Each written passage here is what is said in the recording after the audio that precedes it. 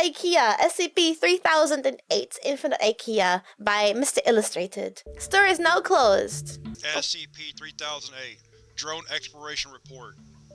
Remote drone footage has revealed multiple settlements throughout SCP-3008, with each settlement containing as many as 100 human inhabitants. The first drone was able to document 7 settlements before its battery became insufficient for extended travel and had to be recalled. Additional drones have documented several more settlements, with the possibility of many more. Though exits do exist, they are extremely difficult to locate. Tethers are ineffective. The tether is apparently severed as soon as the drone has passed the point of entry. Due to the lack of certainty in finding an exit after entering SCP-3008, requests to send in security teams to extract the civilians have been denied. At this time, we are unable to establish a feasible method of extracting the civilians from SCP-3008. Swear words in this stream? What the f do you mean? IKEAs are scary even when they're just regular. They're so big, man. I always lose where I am in IKEA. Description: SCP-3008 is a large retail unit previously owned by and branded as IKEA, a popular furniture retail chain. A person entering SCP-3008 through the main entrance and then passing out of sight of the doors will find themselves translocated to SCP-3008-1. This displacement will typically go unnoticed, as no change will occur from the perspective of the victim. They will generally not become aware until they try to return to the entrance. SCP-3008-1 is a space resembling the inside of an IKEA furniture store, extending far beyond the limits of what could physically be contained within the dimensions of the retail unit. Current measurements indicate an area of at least 10 km², with no visible external terminators detected in any direction. Inconclusive results from the use of laser rangefinders has led to the speculation that the space may be infinite. SCP-3008-1 is inhabited by an unknown number of civilians, trapped within prior to containment. Gathered data suggests that they have formed a rudimentary civilization within SCP-3008-1, including the construction of settlements and fortifications for the purpose of defending against SCP-3008-2. Hold up, defending against what? Pardon? Hey, hold up. I thought this was just the IKEA? I thought it was just like, oh, as IKEA is big, there is no way to get out. Help me, please. Oh no, I am trapped. What do you mean defend? What do you mean defend? Does the IKEA attack you? IKEA is so large I got to a fight with my ex, which was resolved by the time we got out. Oh my lord. That was either a really, really quick fight, or you were actually at, like, you were lost. Like, straight up lost. They got SCPs and SCPs now. So if I understand this correctly, you enter the old building that is licensed as an old IKEA, and then you get transported into the infinite IKEA. And apparently they have multiple facilities, like more than one facilities that do this. Like, multiple facilities that transport you into the infinite one. I'm just here for the meatballs. Don't you know? The Swedish never killed the ice trolls. They trapped them between the carpets in the kitchen where... But that's where I set up my pretend shop when I go to IKEA with friends. And I'm like, hey, do you want to buy this bowl? I'm stupid in the IKEA, okay? Never take me to IKEA. It's at your own risk. I become a menace. I'm just annoying. I'm just fucking annoying. What do you mean become a menace? No, I'm worse. I become worse than what I am here. I am an IKEA goblin, you're right. I am so annoying in the IKEA. Never take me to an IKEA, okay? You will be tired of me before we even get halfway. You'll be tired of me. Isn't that normal IKEA things where you have to give up some brain cells as deposit? Yeah, it's like, that's the entry fee. SCP-3008-2 are humanoid entities that exist within SCP-3008. Are those mannequins? Are those mannequins? Why are his arms so long? Why he got corgi leg? He got the legs of a corgi and the arms of Slender Man. I'm kind of scared of this guy. Don't tell me he chases you. While superficially resembling humans, they possess exaggerated and inconsistent bodily proportions, often described as being too short or too tall. They possess no facial features, and in all observed cases wear a yellow shirt and blue trousers, consistent with the IKEA employee uniform. SCP-3008-1 has a rudimentary day-night cycle, determined by the overhead lighting within the space activating and deactivating at times consistent with the opening and closing times. So they're not very nice. Wish they'd do that to me. Yeah, get rid of that stupid migraine. That's not a safe class. I thought this was a Euclid. I'm pretty sure this was a Euclid. They will never run out of Swedish meatballs. Now we know how they're made. Now we know where they came from. So they activate and deactivate, kind of like robots. They activate and deactivate, consistent with opening and closing times of the original retail store. During the night, instances of SCP will become violent. Oh, right. Damn, that's one heck of a curfew. I feel like that's actually kind of cool premise because you're stuck in there. You're stuck in there. And during the day, it's safe. And then at night, you have to run for your goddamn life. Like a security system. Oh, that makes sense. That makes sense. I understand. I think they're really cool, though. Don't get me wrong. But I have a very specific hate for being chased. During the night, instances of SCP-3008-2 will become violent towards all other life forms within SCP-3008-1. During these bouts of violence, they have been heard to vocalize phrases in English that are typically variations of "the store is now closed" and "please exit the building." In English? Once day begins, SCP-3008 Specifically in English, not in the native language from whatever IKEA they are in, and not in Swedish either. You would expect them to be Swedish, or at the very least in the language that the IKEA is located. 3008-2 instances immediately become passive and begin moving throughout SCP-3008-1, seemingly at random. They are unresponsive to questioning or other verbal cues in this state, though will react violently if attacked. They are unresponsive to questioning or other verbal cues in this stage, so they're not even helpful. Please leave the building. F you. Please leave the building. Bashes your head in. Sir, the store is closed. Bashes your head in again. Please make your way towards the exit. Grabs a bat. Mashes everything. If you could please make your way to the exit, that would be great. Starts beating you up with a bat, breaking your kneecaps. Why are you bleeding, Uwu? Hello, sir? I've noticed that you're bleeding. Please don't. You're not gonna believe it, but this guy is pretty messed up. Insert the CSI Miami themes. Editing Rain already hates me, okay? Back to the video! Okay. SCP-3008-1 is known to have one or more exits located within, though these exits do not appear to have a fixed position, making it difficult to leave SCP-3008-1 once inside. Using any other door besides the main entrance to enter the structure or breaking through the walls of the retail unit leads into the non-anomalous interior of the original store. Since containment began, 14 individuals have managed to exit SCP-3008. Following extensive debriefing, all individuals have been administered amnestics and released. So if you don't use the normal front door of the actual facility location, you don't enter like the anomalous version of the IKEA. You just go into the normal one. So it's specifically the front door. The retail park containing SCP-3008 has been purchased by the Foundation and converted into sites. All public roads leading to or passing by sites have been redirected. The entrance to SCP-3008 is to be monitored at all times, and no one is to enter SCP-3008 outside of testing as permitted by the senior researcher. Humans exiting SCP-3008 are to be detained and then debriefed prior to the administration of amnestics. Dependent upon the duration of their stay in SCP-3008, a cover story may need to be generated prior to their release. It shifts like a maze. I feel like it does. I feel like it shifts a bit like a maze. Like it's never the same.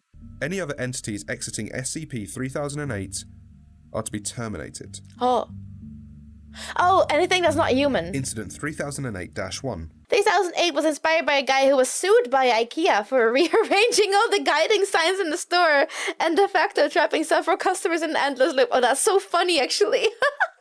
I thought it was just designed by someone who thought the IKEA was very confusing and got lost in there, because I am one of those people. I get lost in there. It's a great prank. I think it's very funny. A human male exited SCP-3008, followed 10 seconds later by an instance of SCP-3008-2. SCP-3008-2 caught and killed the man before itself being terminated by armed response personnel. This incident represents the only time an instance of SCP-3008-2 has been seen exiting SCP-3008. A full autopsy on the corpse was performed. See 3008-2 autopsy log for more details.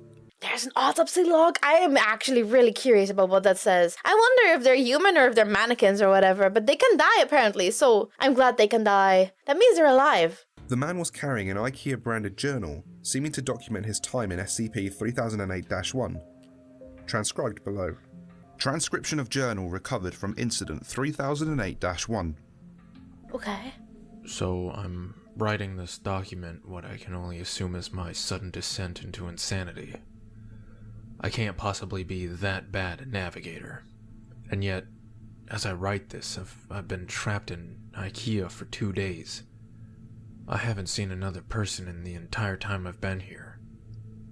I thought it was a prank at first. Turn the place into a maze, get all the people out and see how long it takes me to get lost. Then everyone has a good old laugh. Realized that wasn't the case when I tried to backtrack. Everything had changed, so I ended up lost. Instead of the exit, it was just row after row of bookcases. You might be right about it being based on the guy that pranked everybody in the IKEA. You Google the autopsy, I'd advise reading it. I am very intrigued. I hope that they cover it in this video, and if not, I'm just gonna go over it myself. So, I'm trapped in IKEA. It sounds like a setup for a bad joke. The lights went out at 10 p.m. Nearly gave me a fucking heart attack. That loud electrical thunk sound and pitch blackness.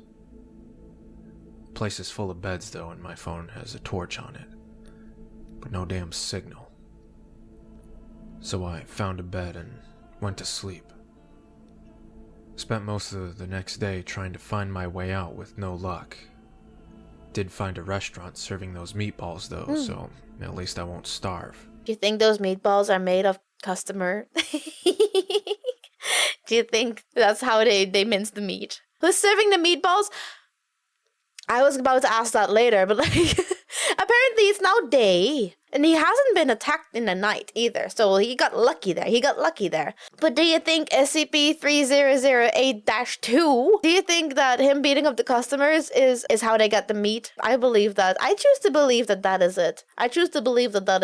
And yes, who is serving these? Who's serving these meatballs? Are they just there for the taking? That's probably the punchline to that joke. Anyway, they were still warm and fresh, but I haven't seen anyone around who could have cooked them. Oh. Made my way back to the bed before the lights cut out again, since it's too dark to search with them off. So nobody served them. Nobody made them, nobody served them. It's 9:10 a.m. now. Lights came back on a little while ago. I'm sure I've searched the entire area around where I came in now, and the exit obviously isn't here. So I'm going to pick a direction and hope for the best.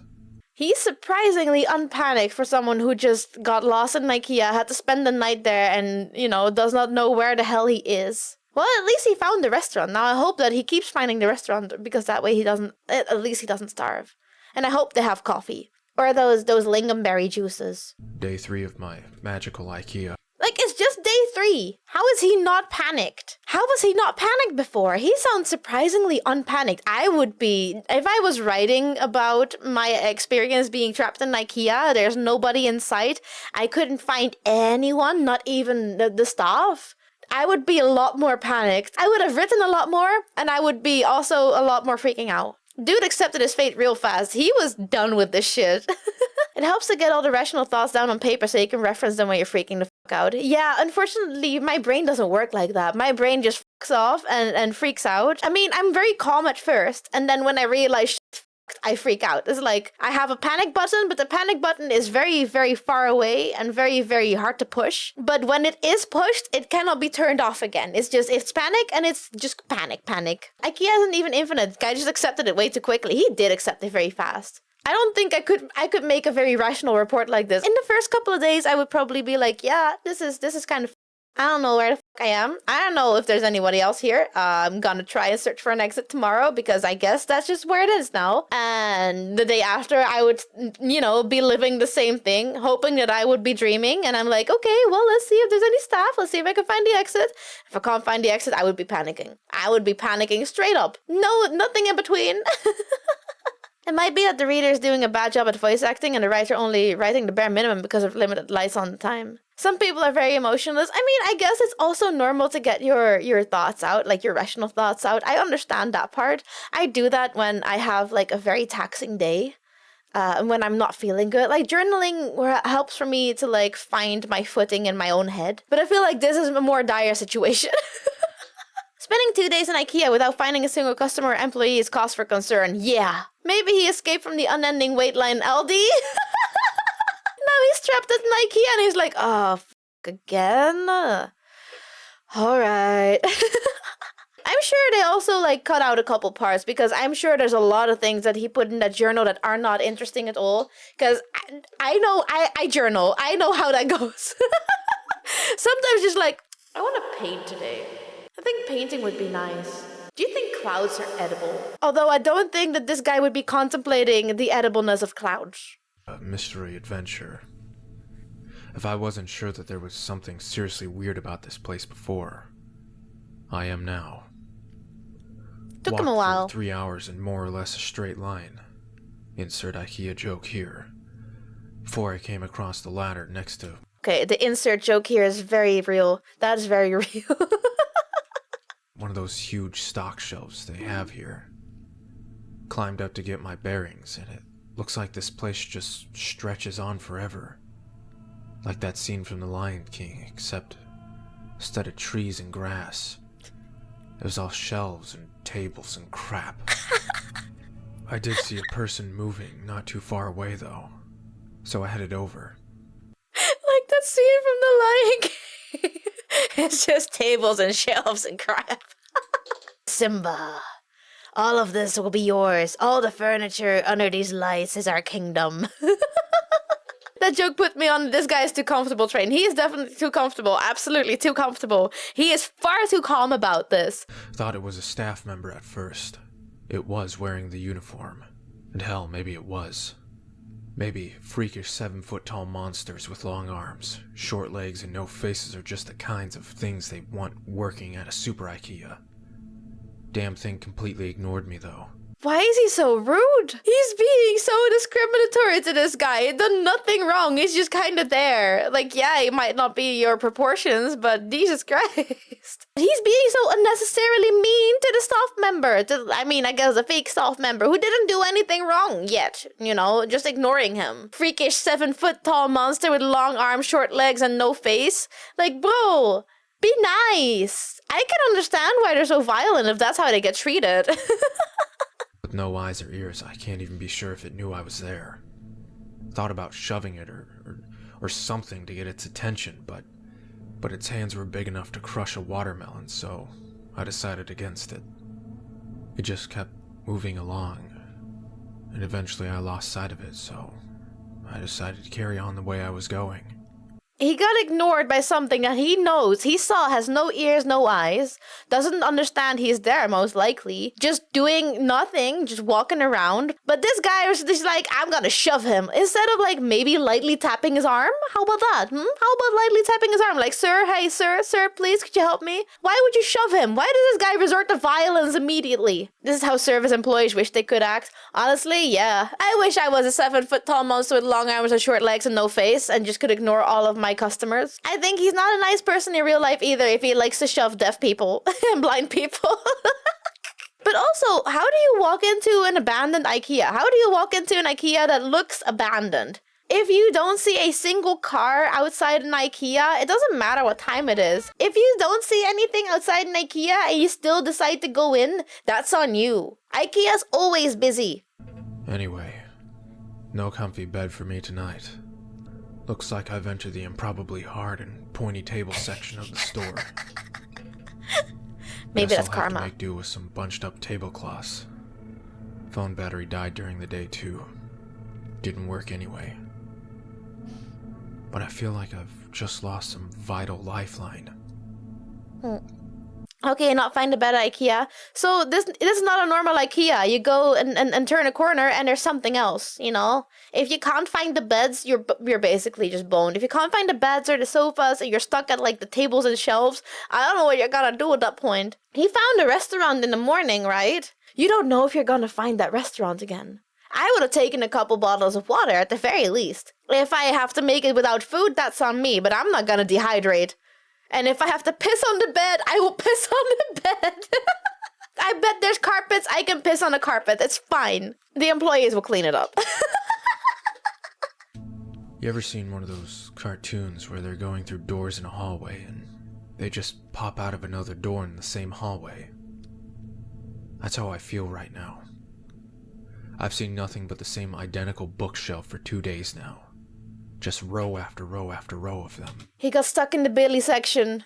The bottles double as portable bathrooms. Everything is a portable bathroom over here, okay? The world is my bathroom if I'm in this IKEA. I don't give a shit. I mean, I will, but like to the bookcase. Those will be my markers to tell me if I've already been there or not. I mean, come on. I love books as much as the next guy, but this is I'm gonna interject here. I don't think he does. I don't think he likes books very much. excessive.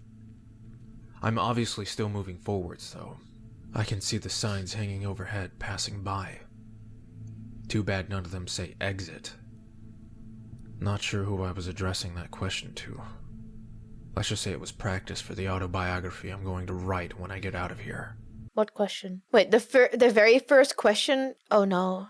This man has a main character complex. He thinks writing to himself is writing to someone else. He has a main character complex. Oh no. I appreciate that he does keep a log. That's not a flaw of him. It's just his personality sucks. So it's a very helpful log. They got really lucky that this guy wrote a logbook and not like a panicked little brat like me. My perfectly normal trip to a regular old IKEA. Like, is that why they call it that? If I ever get out. You do. Finally found some other people. Yeah, turns out I'm not the only poor bastard trapped in here. Luckily for me, I guess. My 6th night here. 2 of those staff things came at me in the dark. Oh, there's more than one. I thought there was just one. I thought it was just one guy. Different from the first ones I saw.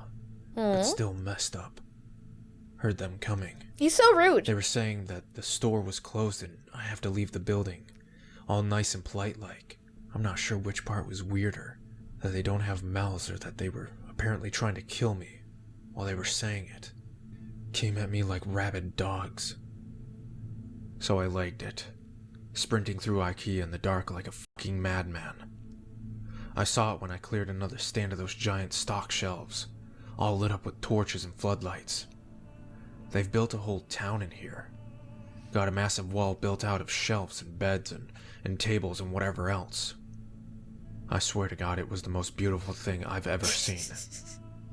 Anyway, I guess they saw me coming, or maybe they heard my girlish, manly bellows of fear. Exposed himself under zero pressure. Explains he's never seen a woman before. Cut the man some slack. He hasn't been able to catcall a woman in 3 days. I love how we're all just profiling this guy. Oh yeah, I don't even know like what time this is actually. Because they had a gate open and 2 people were waving me in. Heard the staff thing slam into the gate behind me after it closed. Oh, he's fast. Still politely informing us all that the store was now closed. They wandered off eventually though. They called the town Exchange. Wait, so they chase you into the thing, but they won't try to come in?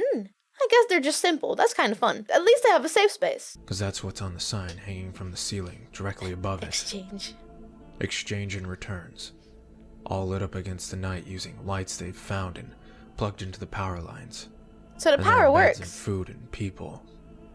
Over 50 wonderful people with regular sized limbs and a full set of facial features. So, It's now my 7th night here. And the first one not spent in darkness. A full week living in IKEA. There's probably a TV show on that somewhere. Now that I'm around more people, I'm wait, didn't Mr. Beast do that too? There's probably a TV show on that somewhere. Isn't that something that Mr. Beast did for money? starting to feel more normal.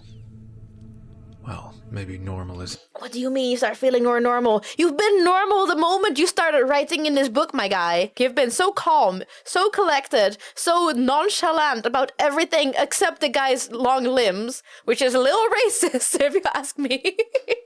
the word, but after a week with only the sound of my own footsteps for company, I was becoming increasingly sure that I had just gone nuts. That I was just tied up in some padded room somewhere, banging my head against the wall.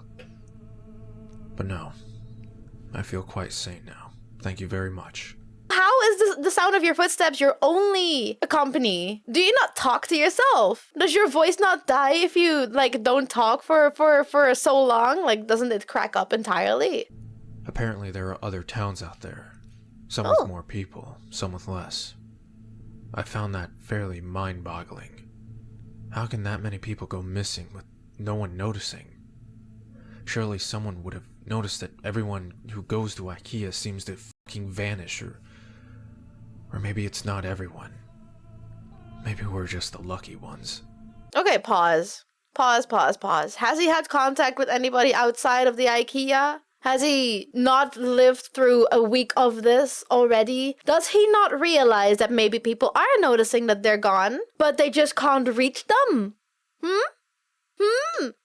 Does this guy have peanuts for brains? This is a very detailed, very good report if you are the SCP Foundation. But dear God, he writes like a pompous ass. The people here just call those staff monster things the staff.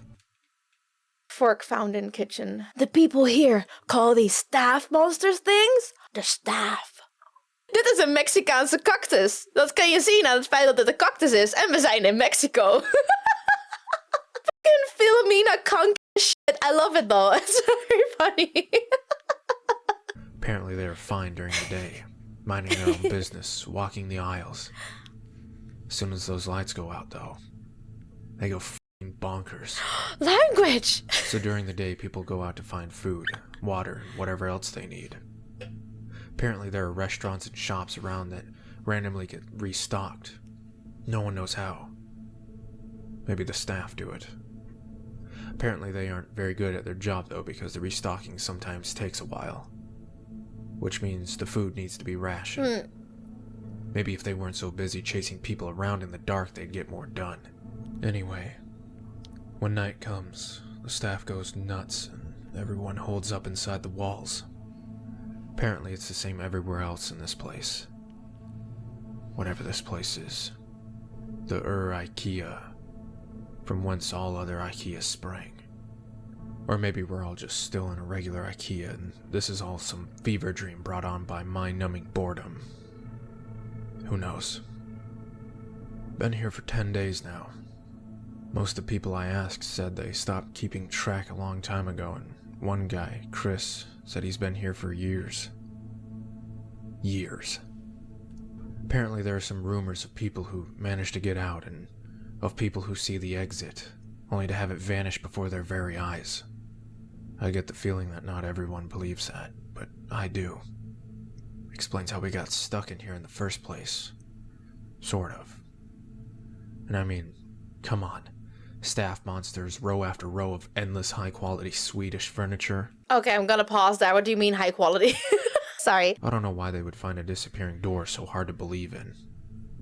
Anyway, I went out scavenging for food at a nearby shop with Sandra and Jerry today. Once you learn the landmark... There are other people. He has not introduced them at all. He has not introduced any of the people. He's not talked about any of them, and now he's suddenly like, oh yeah, Sandra and Jerry are coming with me. Like, ooh. Hi, hello, editing Rain here. I alluded to this earlier in the video, but for life, Rain, that has been 3 hours ago. The SCP Foundation most likely redacted and cut out a lot of his diary to keep it more on topic and to just filter out the things that they believe are important. I just forgot about that. Parts of this place, it's not too hard to navigate. The overhead signs helps a lot, but there are others. Not too far in the distance, a huge section of those giant stock shelves that collapse against each other. And way off in the east. We all assume it's the east anyway. Apparently IKEA doesn't sell compasses. It's some kind of tower that looks like it's made of wood. Reaches all the way to the ceiling. Maybe they were trying to break out through the roof. Lights up at night, so there must be people there, but it's apparently a few days' walk, which means It must be miles away. So no one here really knows for sure. Apparently, I got incredibly lucky, sleeping out in the open for a week without getting ripped to bits by the staff. That's me. Lucky, lucky, lucky. Yeah, like that's what I said before too. Like he managed to get like a lot of nights of sleep in without protection, without encountering one of those mannequin IKEA guys. And also, I don't think you need a compass necessarily, right? If you have landmarks. If you build landmarks far enough, you don't necessarily need a compass. It could come in very handy, of course, but like, yeah, it probably wouldn't work. Nobody knows where it is, so maybe it doesn't even have anything to have the north aim to. If everything does shift, right? That's one thing why the compass wouldn't work. But who says that it even points to north at all? Because where is this? We don't know where it is. It might be in a completely different plane. There might not be a north. There might not be the big magnetic thing to hook it up to. I feel like it just wouldn't work. We found some food in the shop. Guess the staff restocked it during the night, which was nice of them. There was a telephone on the wall, so I figured I'd try it out. There was a voice on the other end, but they were just talking nonsense, random words strung together with no real meaning. You ever seen a video of someone with aphasia? Kinda sounded like that. Didn't answer me when I spoke to them anyway. Sandra says all the phones in here are the same. Oops. Asking the journal questions again. Maybe they were talking Swedish! They could be talking Swedish! They could be talking Swedish, actually! Maybe they just don't understand the people on the phone! I was thinking last night. Oh no. The ceiling on this place is pretty Dangerous. high, and as far as anyone can tell, it goes on forever. Shouldn't there be some kind of weather in here? I'm sure I read about some NASA building that was so big it had its own weather patterns, with clouds and stuff. This place is definitely bigger than that, but now that I think about it, I'm pretty sure I've never felt so much as a temperature change in here. I'll add it to the grand list of weird bullshit. The staff attacked the exchange last night. Must have been 20 or 30 of them, all just asking us to leave the store as calm as you like, while trying to smash the walls down with their bare hands. Okay, so they do attack. Never mind. They do attack. They do attack. Apparently this happens pretty regularly, so everyone is prepared for it. Knives from the restaurants, lawnmower blades made into hatchets, a fire axe. One guy, Wasim, even made a functional crossbow. Anyway, the walls have holes in them, which I hadn't noticed before. Specifically so we can stab out at the staff when they attack. Took a couple of them down myself. They don't seem to bleed, which is weird, but they go down as easy as a regular person once you start sticking holes in them. So they're not people. We had to haul the bodies away in the morning. Apparently the dead ones will attract more during the night, so we had to get them away from the exchange. We have a couple of those trolley things they use to move big boxes around, so we loaded them up and took them over to pickup. Apparently people just name everything in there after whatever sign is hanging overhead. Well, yeah. It's a massive IKEA. What is easier? Calling it a big pile of bodies in the corner of a room, or pickup because you can see the sign? Oh my. Also, that's a lot of fucking bodies. Holy shit. Do you think the others eat them? Pickup was grisly. There were hundreds, maybe thousands of dead staff all piled up. Definitely. There's no smell, which was a blessing. Apparently, in addition to not bleeding, these things don't rot either. My curiosity got the better of me while we were unloading them, so I took a look at one of the more cut-up ones. They're just skin, or something that looks like skin. All the way through. No muscle, no bone, no organs. Oh. Are they even really alive in the first place? They certainly seem like they have bones when they're moving around, pounding on the walls, and I'm sure I felt more resistance than just skin when the knife went in during that night. Maybe something happens to them when they die. Just one more thing on the ever-increasing list of weird shit that goes on in here, I guess. I'm even more intrigued in that autopsy report now. I hope that they cover that in here as well, because I really want to read that. Something occurred to me after the staff attacked the other night.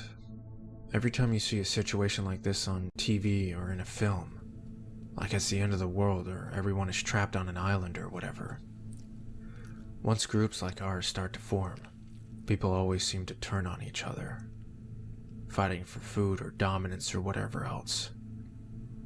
That hasn't happened here. Apparently people from other towns come by from time to time just to check in or occasionally do trade if they're short on something. But everything is always cordial, friendly even. Maybe it's the threat of the staff, or perhaps the constant restocking of supplies in the shops means there's nothing much to fight over.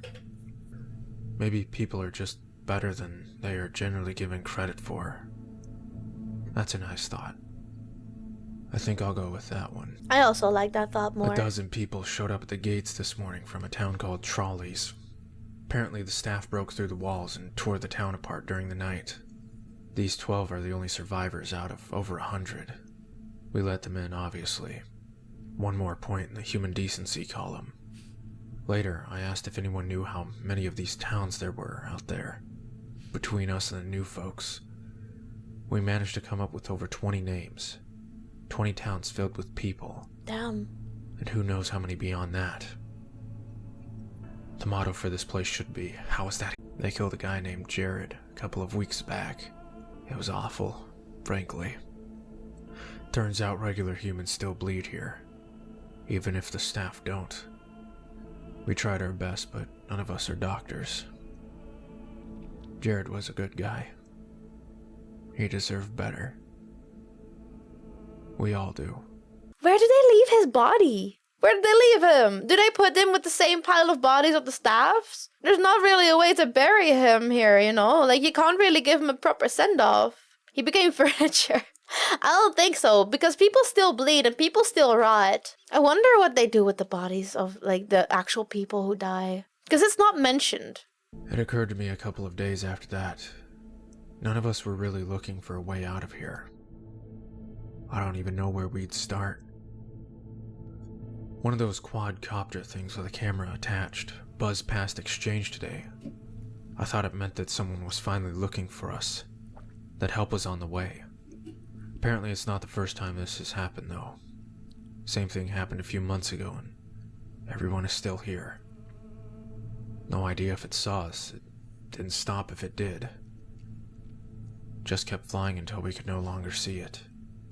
Note: based on recovery time of the journal, this entry appears to line up approximately with our first successful test piloting a drone inside SCP-3008-1.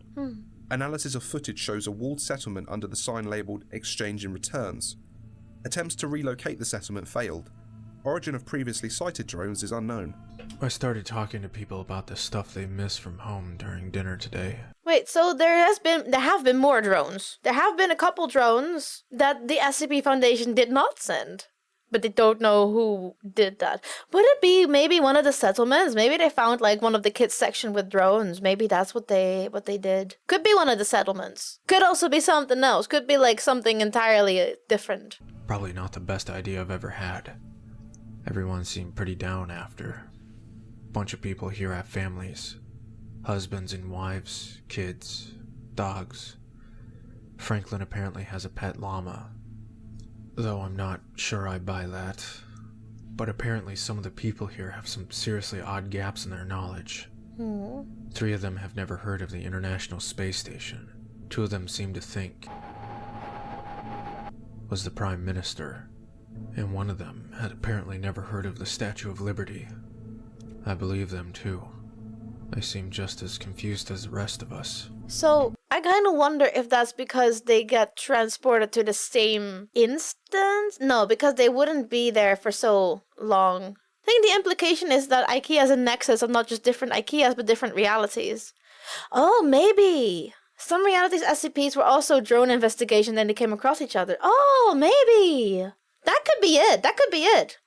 Maybe it's just different timelines, like, sort of. Space is weird. What's to say time wouldn't be weird? Time is definitely weird. The Statue of Liberty outdates IKEA, so it might be timelines. In that case, it has to be timelines. The more I thought about it, though, the more it started to explain a few things. What if the reason no one is looking for all of us missing people is because We haven't all come from the same place. This is going to sound weird. Maybe that should be the motto for this place. But what if all the people here have come from different dimensions? Aha. So realities? that is the thing. That is the conclusion he's drawing too. So that's probably what happens. That's probably the thing. I've seen enough TV to know the drill. Sarah comes from a place where there is no Statue of Liberty. They didn't launch the space station from where Wasim is from. If everyone here came from different places, even from ones that seem identical, there'd be no huge missing persons panic, no mass search. We'd just be a blip. A single person in a world of non-stop news. Well, that was a fun train of thought. Seems very plausible. Just realized that yesterday was the 6-month anniversary of my arrival here. I wonder if IKEA sells party hats. The routine around here has remained more or less the same. More new folks show up every couple of weeks or so. Food supplies go up and down, but we've never actually had a major shortage. Occasionally we get a visitor from one of the nearby towns. Usually checkouts are aisle 630. We check in with each other from time to time. Occasionally trade supplies if someone gets particularly low on something. It's comforting in a way. A reminder that we aren't alone in here. Some small glimmer of civilization. Sometimes they bring medical supplies. Apparently there's a pharmacy a few towns down from checkouts that gets restocked every now and then. So they share out what they can. I've never heard of an IKEA with a pharmacy before, but Neither have I. at this point I wouldn't be surprised if someone stumbled on an IKEA organ harvesting lab. Would certainly explain the staff. I'm not ruling it out. Plausible, but the fact that no one would search the IKEA in any reality seems strange. They probably are searching the IKEAs, but it doesn't mean they get transported to either the same instance, because we don't even know if that is the case. If they will find each other in the first place, because maybe they do, it's just so big that you can't actually be certain that you'll find anybody. This guy just said that there are a couple of settlements that don't necessarily know every other settlement. They just figured out from someone else that there's about 20 of them that they didn't know about yet. So it's very possible that someone did go and look for him, but they just cannot find them. And also, the SCP Foundation has figured out that these IKEAs are dangerous, and thus you shouldn't be entering them, and has wiped the memories of everyone involved. So there's probably been search parties, and they either died in there, are still looking for them in there, or, didn't manage to get in. Not in the same one. We don't even know if there's more than one instance, so... Yeah, IKEA in a different dimension might have a pharmacy. Honestly, yeah. What if all search parties going in also get lost themselves? Exactly. What if they also get lost? What if they ran into staff? What if they died? They could also just not enter the same reality as them. Maybe they enter a different instance of this SCP. We don't know that yet because we only have the one journal log. And also, if you do get out, 14 people in total got out. We don't even know if they're from the same timeline, same reality, Speaking of our faceless jailers, their attacks have been getting worse lately. 3 or 4 times a week now. Twice as many staff as there used to be. No idea where they all come from, or why the attacks have increased. We tried following one of them during the day a few weeks ago, me and Sarah. Wanted to see if they lead back to the staff room or something. Didn't see them go anywhere though, just randomly walk through the aisles. We had to turn back before we found anything. We've been reinforcing the walls, trying to arm ourselves better. Certainly no lack of materials to use. Wasim has been making more crossbows, but... Where did they get the arrows? Does he make the arrows too? It's kind of cool. 14 people got out in the SCP dimension. Yeah, exactly. We don't even know if that's the same. 14 people got out in our reality, and we don't even know if they are from the same reality. Time to feed them to the other experiments. More D-class. Yummy. It's pretty slow going. Too bad IKEA doesn't sell guns. Note: Walmart does. Should have been an infinite Walmart.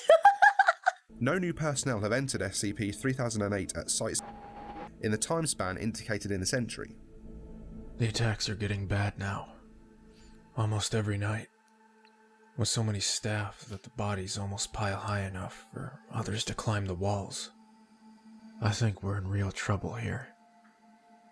Exchanges. They transport the bodies elsewhere during the day when staff is being docile. But you're gonna tell me that there's just so many staff in one night that the bodies pile up that high? Because I think it's time for you to move. I think it's time to settle somewhere else. I think exchange is done. Yeah. We got hit pretty bad last night. Not many casualties, but the wall is wrecked. We finally figured out why the attacks have been escalating, too. A box of supplies had a chunk of one of the staff in there. No idea how it happened, but apparently a piece of one will draw them as well as a full body. Too late now in any case. Sabotage! Someone is sabotaging them! Because how does a piece of a staff member end up in your box of supplies? I feel like that's intentional. There's too many bodies for us to haul away and still have time to fix the wall before night. Candace has called a meeting. I suspect there will be talks of abandoning exchange. Maybe try and get shelter at checkouts or something. It's already getting late though. I don't think we'll have time to make it. Maybe some of us will. I was fine for that first week out in the dark after all. But then, how often can I keep getting lucky? I'm only writing this for a sense of closure, I guess. For me, or anyone who finds this. If this is the final entry here, I hope whoever is reading this is doing so from outside this place. My biggest fear. If I do die tonight, I'll just wake up here again in the morning. Note. Oh. This is the last entry. It is assumed that while attempting to reach the checkout settlement, he was separated from the rest of his group by a pursuing SCP-3008-2 instance and happened upon the exit. Oh. And that concludes SCP-3008. Wait. I hope you've enjoyed it. There's the transcription of the journal. Then somewhere we should have the autopsy report. We do not have the autopsy report? Here, autopsy log. Where? Where can we find the autopsy log? I want to know that. Here, the man was carrying an IKEA branded journal seeming to document his time in SCP-1. Hi, hello, Editing Rain here again. I just realized that it says transcribed below verbatim. Ignore my previous comment. I was giving this guy far too much slack. The Foundation did not change anything in his journal. Wonder if it would be worse to die after having gotten outside. Yeah, no, I think it would be worse to die just as you get outside. Knowing everyone is left inside is probably also bad, I'm not gonna lie, but I think it's like a specific kind of bullshit that you die immediately when you get out. Okay, I'm gonna see if I can find his autopsy report. Oh, hello. You are very IKEA. You're very IKEA coded. Autopsy log of the personnel, the staff. Foundation finally got an SCP-3008-2 instance outside the IKEA. They tried to keep as much of it intact while killing it, only cutting off a foot, and waiting for it to finally give up on life. That's not what happened. That's not what happened on the wiki. They killed it because it got out and then chased after a guy. They shot it and it died, and they did an autopsy on that. This is probably just a different instance of it, like not the first time that it came out, I guess. I don't know. This is not what happened in the other story at the very least. But okay, let's just put that aside. Employee had absolutely no blood, organs, or any necessary functions of life. It had no sexual reproductive organs or anything to reproduce. It was all stuck together, no bones or anything. It was all just a block of skin. It did have one item inside of its body, a redacted, which was found where the heart was supposed to be. The SCP-3008-2 generated back to life after the autopsy, making personnel think that once outside of SCP-3008-1, it can become even more anomalous. Oh yeah, because they stayed dead inside the IKEA. He definitely had a blahai for a heart. Autopsy was authorized by Dr. Blank and his partner 05-2. They wanted to try and see whether doing the autopsy while the SCP was alive will have any different results. So far, there haven't been any. That was it. That is all that they get. So there is no real autopsy log apart from the fandom one. So they all say, see the autopsy log for more details, but none of them give an autopsy log. Let me search. No, nothing. I guess that's it for the autopsy log. Yeah, I'm secretly a talking fish. I don't know if you knew that, but like, you know those things that you put on the wall that say Sweet Home Alabama? Yeah, that's me. Editing Rain does not hate you. No, you and the monster are literally the only thing that keeps Editing Rain going. I'm gonna smack you across the balls. I feel like you have the dynamic completely wrong. I am basically the overlord and you guys are prisoners. Just say rats a lot, the microphone's always listening. Rats, rats, rats, rats, rats, rats, rats, rats, rats. Lick my balls.